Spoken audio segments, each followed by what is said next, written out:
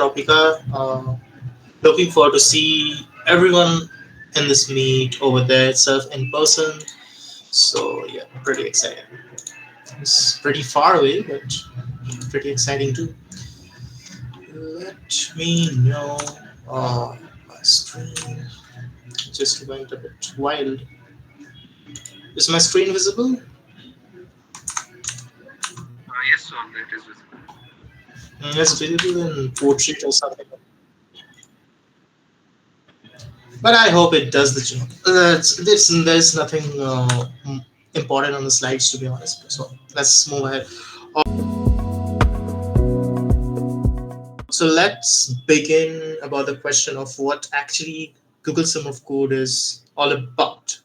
Um, Remember, open source contributions are not only about mentorships, it's much more than mentorships itself. So nobody should be motivated like I'm going to contribute only for getting into the mentorships and all. So that should not be the case. This is just a disclaimer before getting into deep dive of Google Summer of Code. So Google Summer of Code is a program that is organized by Google every year, where organizations apply to Google in order to get their projects featured in Google Summer of Code. So these organizations apply to Google and they get a slot. They get a contributor slot for projects. Some projects might get 2 or 3 contributor slots, some might get one, some might not even get selected.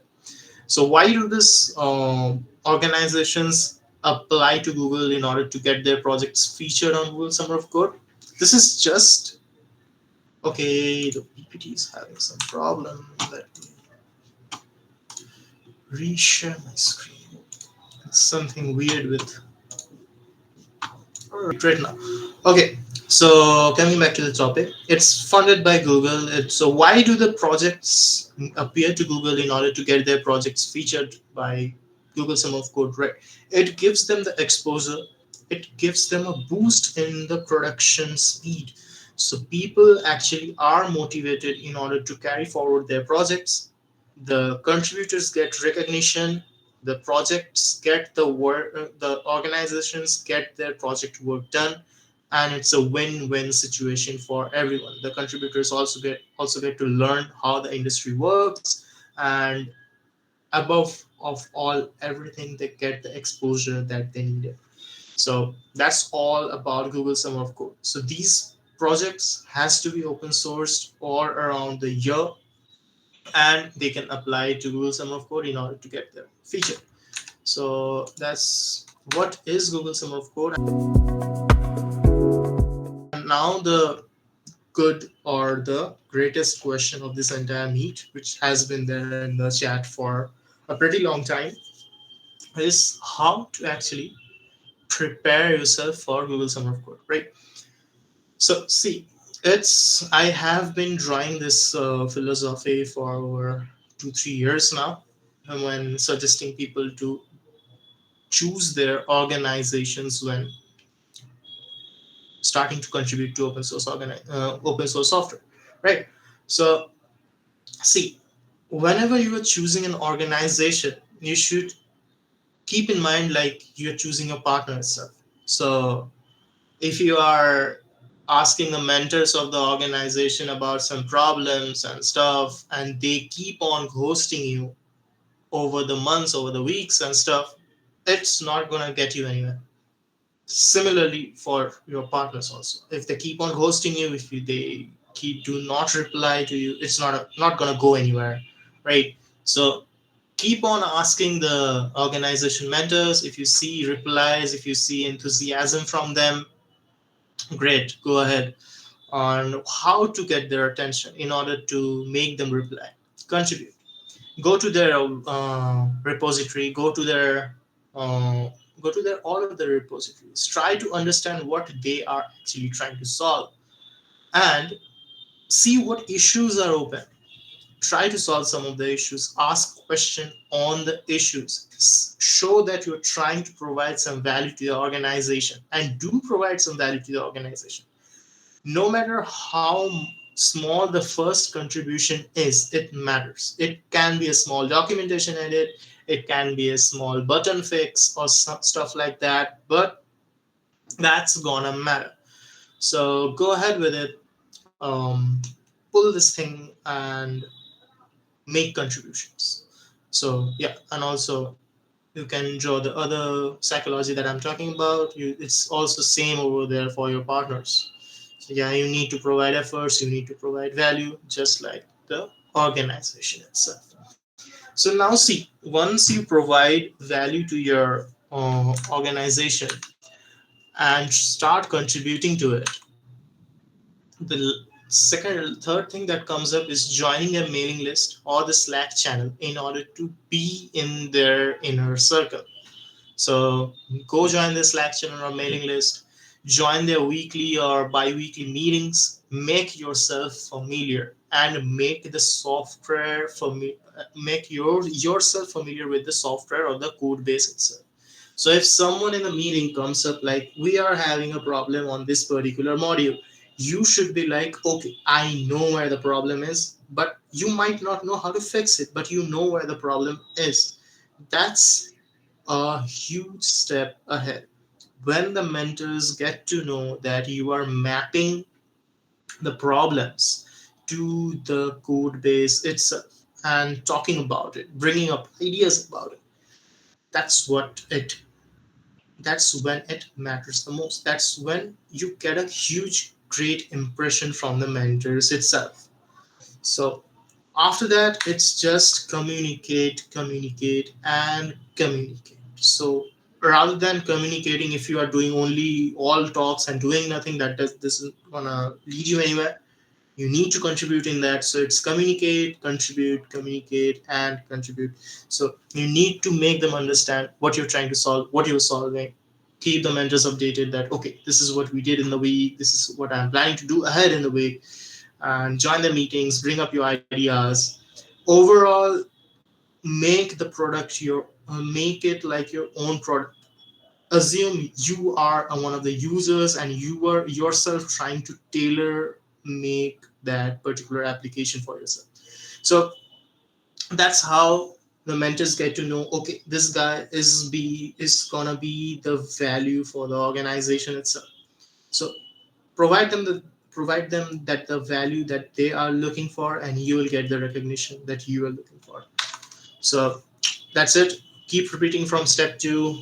Make yourself familiar with the organization where everyone or every mentor knows you by name, and that's 60% of the entire job being done. On the part two will sum of code itself. So this is what an organization expects from you. That is skill and very important honesty. So you need to be very honest. You should not make fake promises like I'm gonna do this by this week and then ghost them instead and show out 2 3 months later out of nowhere like hey, I forgot I was dumped in some work and I'm still working on this issue, just give me some more time. No, that's not how it's going to work. If you are busy, tell them that you're going to be busy. Contributions matter a lot. Contribute, solve real issues in their code base, and that's going to bring you some good attention from the mentors itself. Unique vision, of course, it does matter. Bring your creative mind, bring your analytic mind into the issues, solve for the issues, and that's how it goes ahead. All right. The other thing is that code contributions are not the only contributions that you can make to a particular project. You can spot bugs, create issues, and that is one of the key things that an organization can look from a particular contributor. So if you are putting up issues and bugs, reporting them regularly, that means you are truly engaged in the application itself. So that's one good thing to uh, mm, do, rather. Right. So keep things to keep in mind while preparing for this entire GSoC journey is that read before you ask. All right. Each and every organization has an extensive documentation. Just give me a minute. Each and every organization has an extensive documentation of things and projects that they work with. And don't get me wrong, this is a great opportunity right now with the advent of AI in day-to-day development life.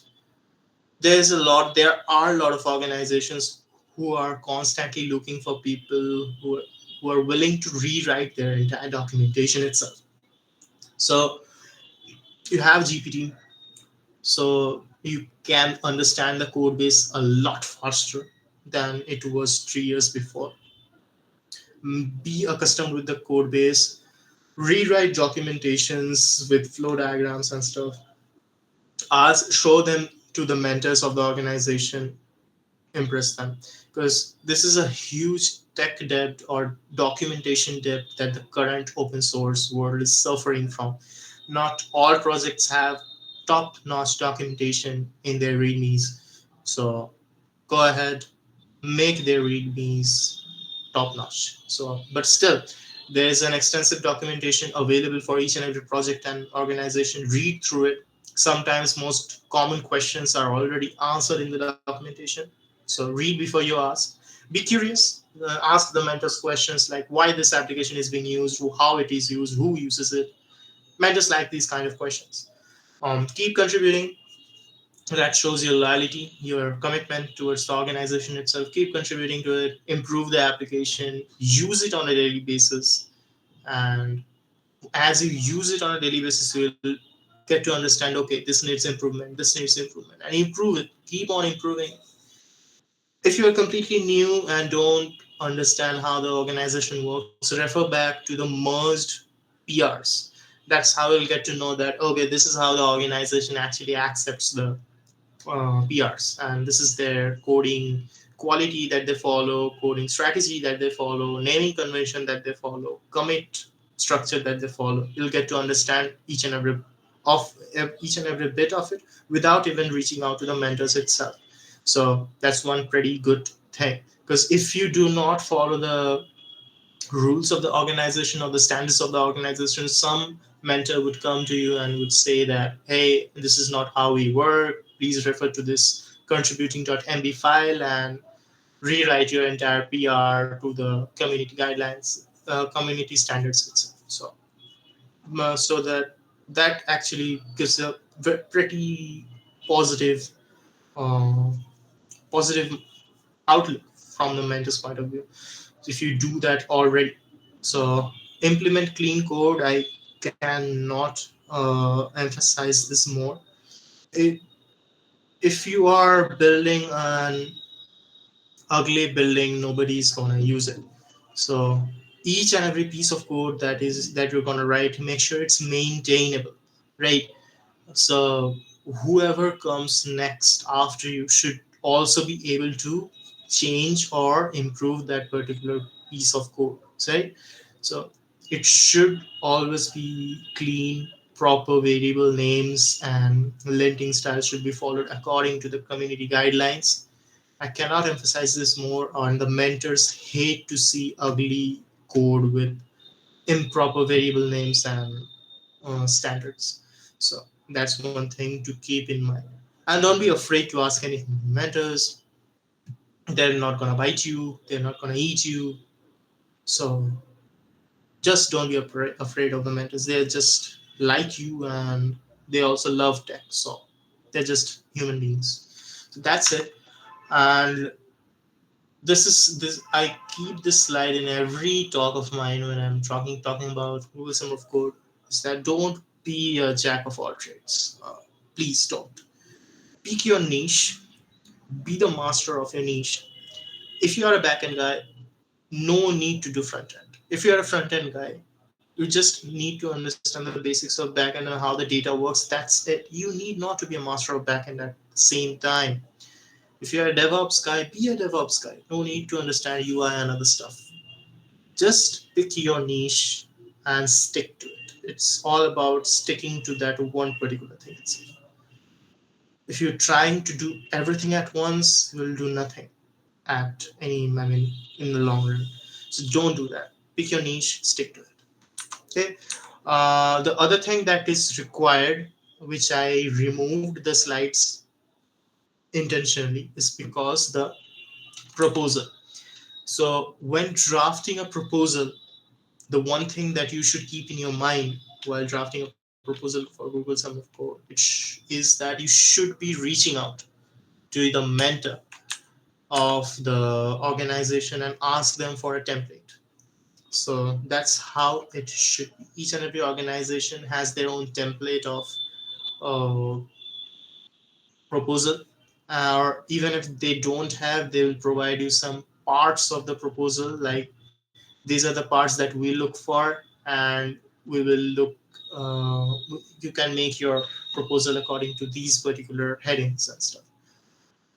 Please ask your mentors about this stuff. They're not going to eat you up, and each and every organization has their own structure of proposals. So you just gonna need them to give it to you, and you can work on that according to their guidelines itself. So the best way to draft a proposal is to ask your mentor, get it reviewed by them itself. So it's just that, and make sure it is according to the community guidelines of the uh, organization that you're applying to, and that's it. So this is how you apply or prepare for Google Summer of Code, and that was the end of my blabbering and yapping.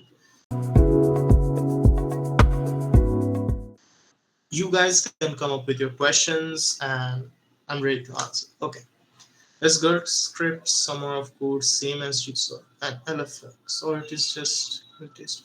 It just gives you a taste of how open source work. Google Summer of Code and LFX gives you a stipend and a larger exposure.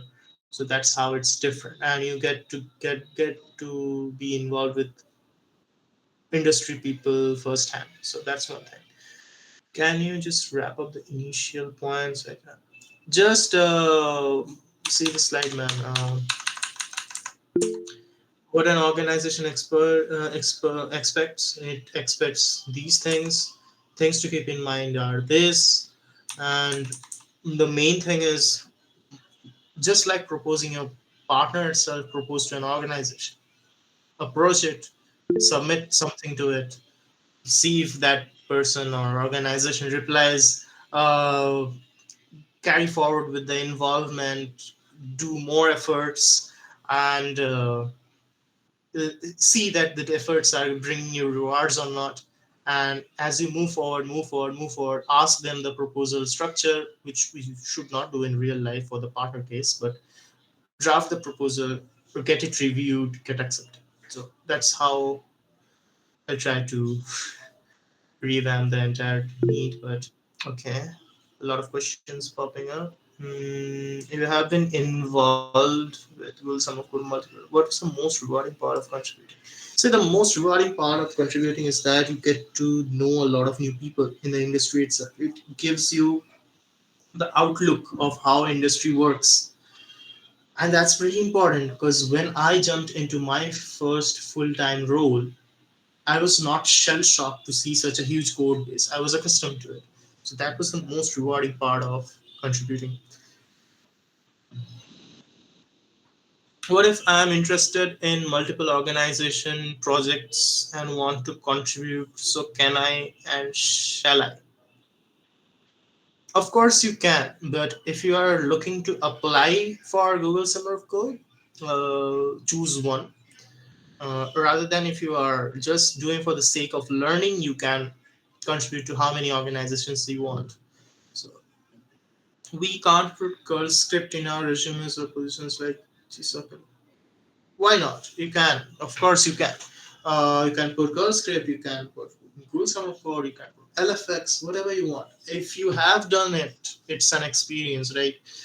Okay. As many people will apply for the same position and only 3,000 people get selected, how to stand out, and what are the things that they see previous projects? They do see what projects that you have worked in. They do see the contributions. This is just the slide. This, they look for your skill, they look for your honesty, they look for your past contributions and the unique vision that you bring up in your proposal. This is how you stand out. And the part where the most people fail is the honesty part. They are not honest. They try to stand out by lying, and that's how they don't get selected. So be honest in your application and be honest in your contributions. That's how you stand out. Do I need to contribute to multiple open source projects to get selected in Google Summer of Code? Not really. You can contribute if you are one, I mean, completely one-sided and focused on one particular organization. You can just contribute to one and get selected in that particular organization itself in Google Summer of Code. So otherwise, you can do multiple open source projects, diversify your thing, and it brings you a lot of other exposure and gets you good learning experience. But that's how it is. uh, yeah, I'd rather say choose one or two, be committed to those projects itself. Do not diversify a lot. That's it. Other questions? Some people did raise their hand. You can just open your mic and speak up. That would be great. So here I have a Mm-hmm. question. Like you said that we should be a master of one and not a jack of all trades. So I am currently going through that phase. Like I'm trying to learn backend development, but when I see like AI or machine learning is getting more popular, so I tend to divert at that part. And if I like, I choose like many domains. Like I like it AI ML, I like backend, I like front end, I like cloud, DevOps, and I get confused like what to do. As I am currently started my second year, so I know that I have time. So in first I have tried all the things. Like I tried ML, I tried learn about AI, I tried first front end, backend. I love like all of that. So what will I do? Like yeah, I should master a backend. I more tend to do backend and cloud stuff, but I'm still think like I will miss out on AI or ML or something new that will come in the market when I will pass out, or what the world is taking. Like in GSoC, what will be the organizations will ask, or how much I have to do. So can you help on that? Sure, it is just about getting your priorities straight, Asif. The thing is that you like a lot of things. You need to understand what you love, and that's how it is.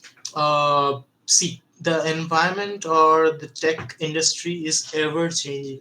We don't even know we would be using the stuff we do right now, or yeah, the stuff we do right now would be even there after 5 years or not. So it's an ever changing environment, and everyone is ever learning also. So you also need to keep learning as the thing changes. So if you are deciding to go with backend development, go with backend development. Pick up a framework of your choice of which you feel most comfortable in, and just be the master of it. And yes, you like AIML, be involved with AIML, but don't be completely involved in AIML. Your niche is backend development. AIML should just complement your backend development itself. So that's how it should be. This makes you a person who knows and is accustomed with the latest cutting edge AIML developments and is a master backend developer. That's what the industry needs. So the prioritized skill should be the one which should have no compromises. Other things that you like, you can have it on your side. That should actually complement your primary skill. That's how it should be. Did it answer your question, Asif? Yeah, so same as backend, there are many tech frameworks as you know Django, Node.js, Laravel or Spring Boot.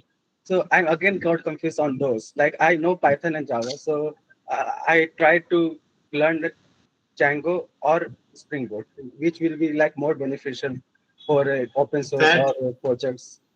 That I know both that are. most Mhm. answer will be. I know the answer will be what you like or what you do want to build project on, and I know the Yes, answer. But it, exactly. Yeah. But yeah, but I'll tell you. I get your question. I get your question. But you want an if you are in the starting point, you want an answer like what should you take, and which has For more starting, like opportunities for start. I know like I have to learn different frameworks. So for starting my journey, what will you do? Sure, if you are familiar with both Python and Java, which brings you to Django, Fast API, and Spring Boot on the Java side, I would say, in order to decide which one you should be taking on, let's say you let's try to develop one project. You have an idea, you have a project in mind. Now develop the same thing in three different tech stacks. Just keep do this kind of investment in yourself. Try to develop the same project in three different tech stacks. When you are developing the same project in three different tech stacks, you will get to understand which tech stack you are getting a better hold of it. And believe me, each of the tech stack in the market has demand. So it's not gonna be like don't take Django, only take Spring because it has much more demand and other stuff. No, there is equal amount of demand in both, and just go ahead with it. You need to find out which one clicks with you. And in the field of open source, both of these tech stacks have enough projects to work on, so it doesn't make increase or decrease your chances of getting selected to a particular organization itself. So both of them are pretty treat, to be honest, as per Google Sum of Code or the industry standards. They're used pretty widely. So that's how what it brings up to you. Try to do that exercise, get to know yourself better, and that's how you get to understand what your starting point should be. Everyone's starting point is different. So was mine, so will be yours, so will be other for other people. So that's it. Yeah, thank you. I got. All right. No, you need not to, Anisha, you need not to contribute to multiple open source projects in order to get selected to Google Summer of Code. You can contribute to one single organization and still be selected to it if you are loyal and dedicated enough. So that is what it is. Any other questions, people? Just open your mic, shoot it. I am here.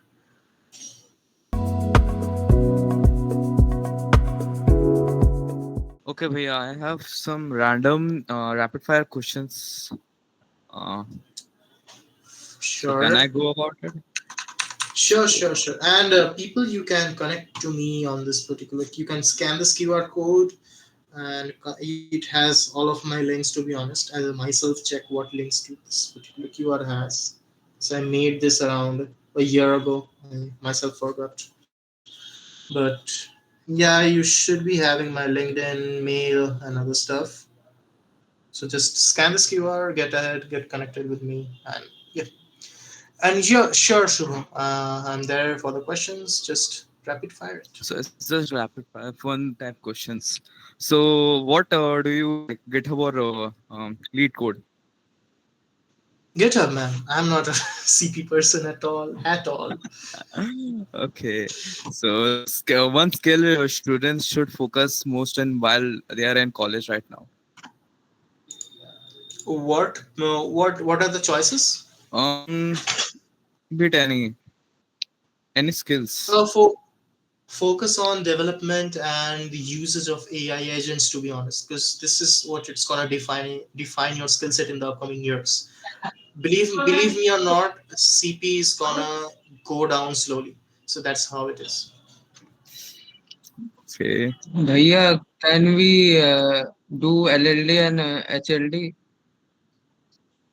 Yes, of course you can, and that's a pretty good skill to have in this era, because at the end of the day, you will be actually explaining an LLD or HLD to a particular AI agent, and they will come up with the documents and the scaffolding of the code base itself. So, yeah, of course, LLD, HLD, why not? Systems engineers and stuff, everything. Like I was seeing that recently Google has launched his Agent AI Cloud scheme where we learn how to build AI agents on our own and how that Exactly, agent will help others to build networks. exactly. And these LLDs and HLDs will help you a lot in the long run, to be honest. So, of course, go ahead, be a master of HLD, systems design, and everything. After fallen, should I pursue? We are like I have been practicing a little DSA and some aptitude for, of course, placement purposes. I am in third year now, so I have explored a little, Hmm. did something with front end, back end, lead code. I Mm-hmm. have not done so many projects, Mm-hmm. especially in the more back end part. So I'm just little new to the project things. I mean, I have made yes, some it's GitHub repositories, like contributed to some lead code queries where they have problems in their code, but not contributed to any specific projects. I mean, having one good project is enough to be honest in your college days, but try to contribute to real life problems. Lead code and all, everything is good. They're still being used in MNCs to crack job interviews and stuff.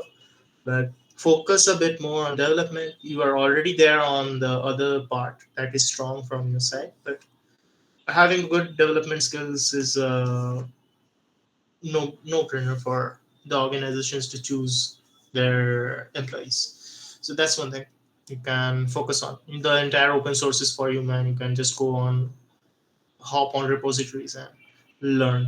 The world is yours. The stage is yours. Just rock. That's it. Right. So, guys, let's once get through the rapid fire ones. Then we Mhm. can keep a reserve time for the other doubts that you have. Right. So, Shubho, can you continue the rapid fires? So just resuming that, yeah, what other tech? Any favorite your tech tool you can't live without? I'm in Stack Overflow, man. Even in the advent of AI and stuff, I need to visit Stack Overflow each and every day. So if that site gets down, I'm gonna resign. God. So what's your favorite part? Debugging or building new projects, new features? Oh, did your voice just broke? Just repeat once again. Uh, debugging or building new features. Building new features. Debugging takes a lot of time. Building new features is easy. Debugging is hard. Okay. So one book or blog every CS or IT students should they read. You should be. I mean, it's a pretty weird suggestion from my side, but you can read Clean Code. It's a book. You can search it on Amazon. You can even get e-copies of it. But the book's name is Clean Code. It will give you the philosophy of why clean code is so important. And once you step inside the industry and see actual ugly spaghetti code, you will understand the importance of the book itself. It makes you a better developer, better programmer, better thinker at all. It's a pretty great book. Just search clean code and it should come up.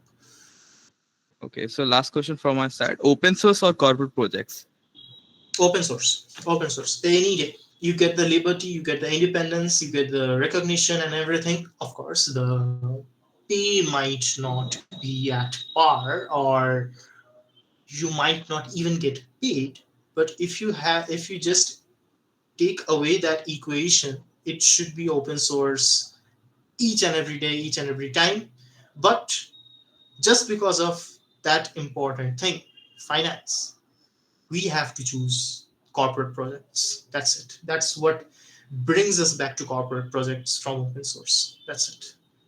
Thanks, we are awesome to have to talk to you. Thanks, we are. Bhaiya, are you into building SaaS products too? I am, bro. I am. I am into building SaaS projects. I mean, uh, my company builds SaaS products. So that technically B2B SaaS, B2C SaaS, software as a service.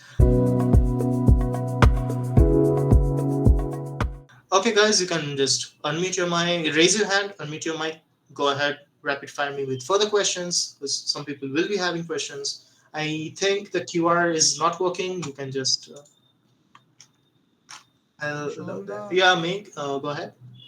Shomda, just a small rapid fire from my end. That is, uh, MNC or Mm-hmm. startup? MNC, a startup, man. I chose my life like that itself. Startup.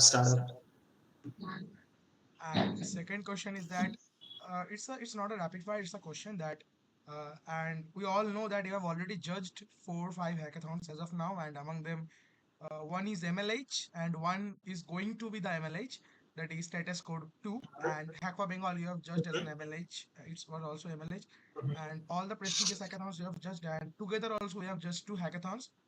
And just Mm-hmm. a simple question that what is the project that you want to see from your perspective which you can declare as a winning project? I mean, the definition of winning project from your end, this is the thing. And second thing, the joint question, one funny incident in our hackathon journey, not anything about Kalyani, and except that everything will be accepted. Okay, yeah, sure. The thing that actually can blow my mind is like, see, corporate jobs have a lot of repetitive actions. I would not see a particular problem statement. I'll be giving a pretty vague idea, but you get the point. Corporate jobs have a lot of repetitive things. Lot of repetitive things. People are tired of copying, pasting stuff, doing boring stuff. Making Excel sheets and stuff, and a lot of these things are pretty repetitive, pretty boring, pretty brain damaging.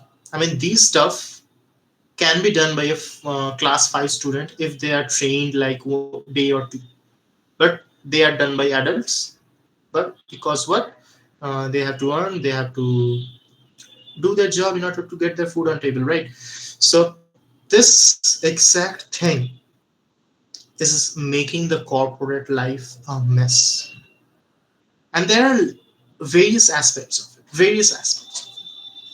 I would like to see a project that automates these kind of repetitive tasks to around 2 to 3 clicks of a button with a clean UI, and making their life easier, rather giving them enough time to think and optimize other stuff which actually requires brain, right?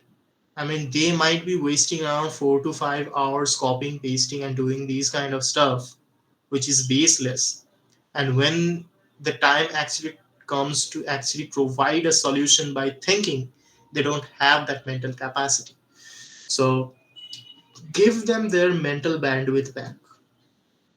This is my ask. If you can come up with any such ideas, I would be amazed. So that's one thing.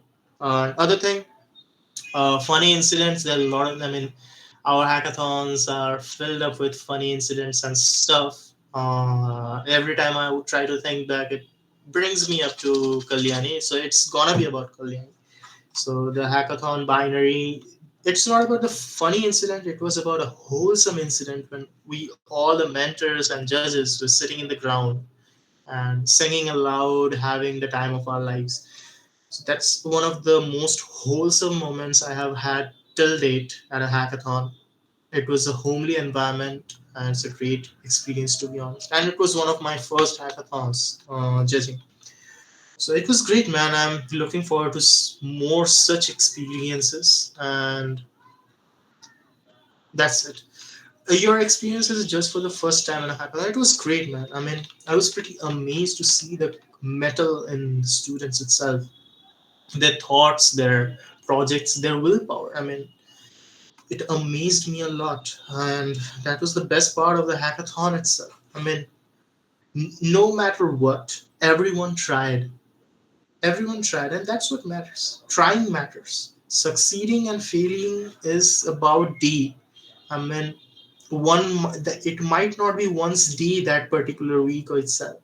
It's all right. It's completely all right. But what that matters is it's trying to build a project, trying to pitch something with the zeal and enthusiasm. That's what matters, and that's what I'll be looking for in HackTropica 2026. To be honest, so yeah. Other than that, any other thing that I can come up with? Kenma has I raised. will just you missed my questions. Right. According to you, like what should students focus on, making the project technically advanced or making it easy to use in hackathons? See, nobody gives thought about how complex a project is. It should be about the functionality that it brings up. It can be a very simple CRUD application, but if it solves a problem, a real problem, that's a game changer. It's not about using this kind of text, using blockchain or using other AI models and stuff, bringing up your own models. And at the end of the day, it's not even solving a problem. It's rather creating a problem and solving it on its own. That's not a project should do, right? It should be solving one of the existing problems out there. So that's how it is. One of the greatest problems that I face, I'll tell you. I mean, I don't know how technically feasible it is. It's just an idea that came up in my mind. Whenever you're trying to book a cab or auto in Kolkata, there there are 4 or 5 apps, and nobody responds. Then nobody responds on Uber. Then you go to a Rapido. Then nobody responds on Rapido. You go to Yatri Sathi. Nobody responds on Yatri Sathi. You go to Snapcabs. Why don't we have a one in all solution which actually solves this problem, right? So these are the kind of real life problems that can be solved, and it's a pretty simple application. It's not technically that advanced, and so it's just APIs. That's it, with a clean UI. So that's how it should be, in my opinion. More heavy on the feature, easy on the UI, simple on the tech.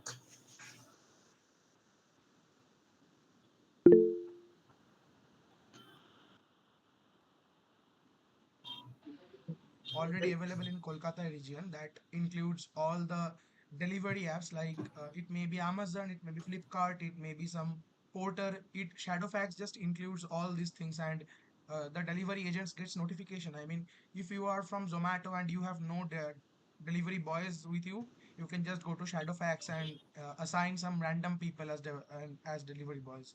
I think this is a very good project, Shadowfax, which I mean your problem statement has a feasible solution called Shadowfax, and but once again, it's for the delivery agents. There is not for any kind of cab Mhm. services or journey. I myself faced this out at the airport itself. I mean, at the middle of the night. So that's how I came up with this thing idea itself. So yeah, that's how it is. Other than that, yeah, Avinav, that's the book. Let me check what you said. Let me stop the sharing.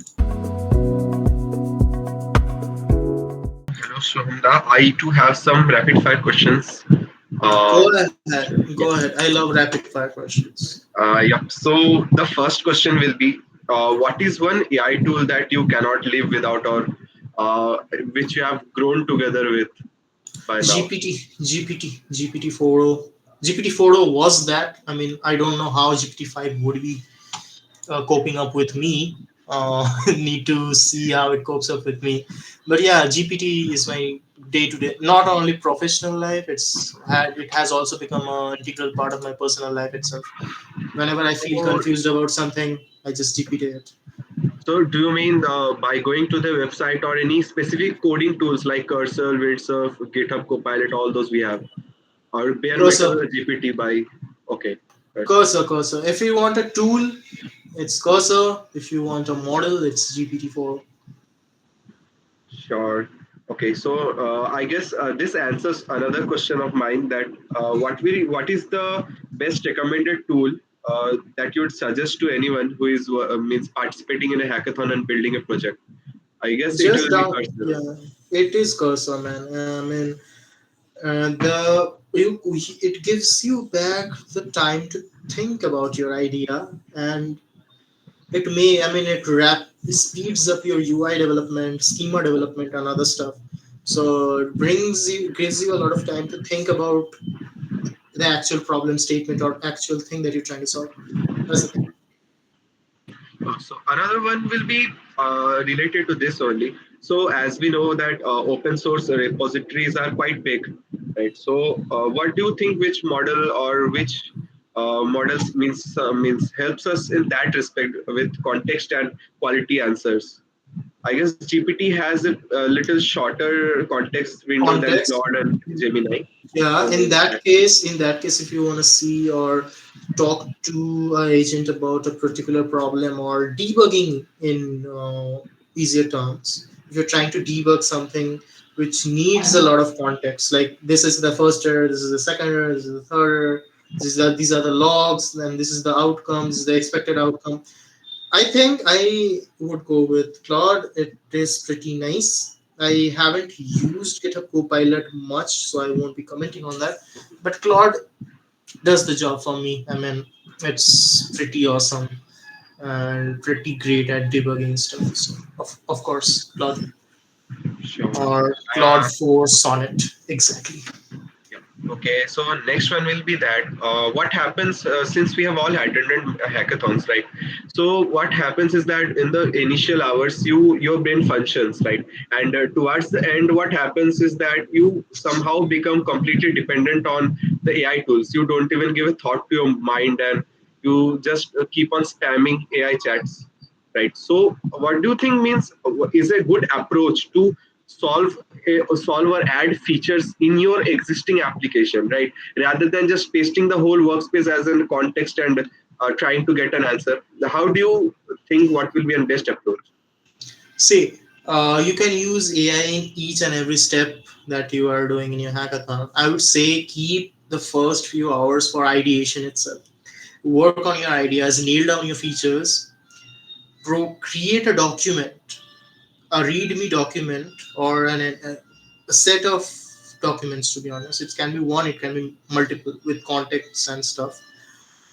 Create a document which has each and every feature that you're gonna deliver, and finalize on that. Stick to that.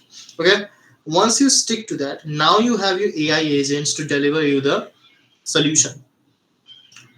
Let the AI agents deliver you the solution. Test it, manually fix it, let the AI fix it. Repeat this iteration for a few times, you will get your product. Now take a break. There are multiple mini events, good place to roam around, people to interact with. Interact, take a break, be easy. Once you're refreshed, or even if you can just go to sleep, that's up to you. uh, just relax, give your brain some time. Once your brain is again fresh, sit down with that idea, polish it, test it, add some more features, polish it, remove some features, polish it, present. That's how it should be. I mean, that break will free up your mind and will allow you to think rather than completely relying on the AI agents and copy pasting prompts. Give your brain some time to think. Give your brain some time to recharge. That's how it should be. And it eases up the hackathon experience a lot. And you will also enjoy the process rather than just being tired, completely drained out after 36 hours. So that's how it should be. You are here not to just hack, and win. You're here to hack, connect, learn, hack, and win. So that's how it should be. Okay, so one final question from my end will be can you share one of your most memorable experiences or moments in a hackathon? See, I have been into various offline hackathons as a participant, but as COVID struck, and I was there in my first year itself during the lockdown in 2020. We had a 36-hour hackathon right from our homes, so, which is awful. But it was my first hackathon itself, and it was one of the most memorable hackathons of my life. We won that hackathon. It was organized by JU, and it was a great experience. That hackathon actually taught me the importance of documenting stuff while building, because the awful merge conflicts when nobody in our team knew it, and that led to awful merge conflicts. And that's how I got to learn how to solve merge conflicts. And that eureka moment at 4:30 a.m. in the night, when everything came up together and it worked, That's surreal. You only have that moment once in your life. You don't have it again. So that's it. First hackathons are always memorable. Be it completely online, be it completely offline. It's great, man. I mean, online hackathons are awful. I'll tell you, it's awful. It's you are in your room, not able to see anyone, but it's thrilling. It's thrilling. Thank you for this all these lovely answers, Romda. I guess if anyone has any question, please just ask them right now because we have a short time before ending this. So please ask them right now if you have. Yeah, you can go. Okay.